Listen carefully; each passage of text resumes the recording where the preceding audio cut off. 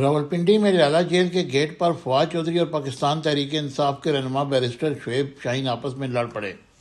فواد چودھری اور شعیب شاہین کی لڑائی ریالہ جیل کے گیٹ نمبر 5 پر ہوئی۔ ذرائع کے مطابق فواد چودھری نے شعیب شاہین سے کہا کہ تم ٹاؤٹ ہو، جس پر شعیب شاہین نے فواد چودھری سے کہا کہ اپنے کام سے کام رکھو۔ فواد چودھری نے شعیب شاہین کو تھپڑ مار دیا اور شعیب شاہین کو زمین پر گرنے کے باعث بازو پر چوٹ آئی۔ شعیب شاہین سے جھگڑے کے بعد فواد چودھری اڈیالہ جیل کے اندر چلے گئے، جبکہ شعیب شاہین کو سپرنٹینڈنٹ جیل اڈیالہ نے اندر بلا لیا۔ یاد ہے کہ اس سے قبل بھی فواد چودھری کا اینکر پرسن مبشر لقمان اور سمیع ابراہیم کے ساتھ جھگڑا ہو چکا ہے اور ان دونوں کو بھی وہ تھپڑ مار چکے ہیں۔ اس لیے یہ اب دیکھنا ہے کہ آخر ان کا ہاتھ اتنا کیوں کھل گیا ہے کہ وہ لوگوں کو تھپڑ مار رہے ہیں۔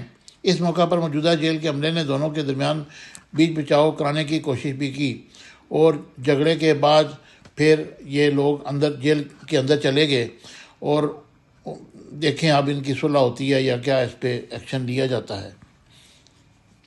Subscribe my channel Business Times News for latest political, national, international news. Don't forget to subscribe Business Times News.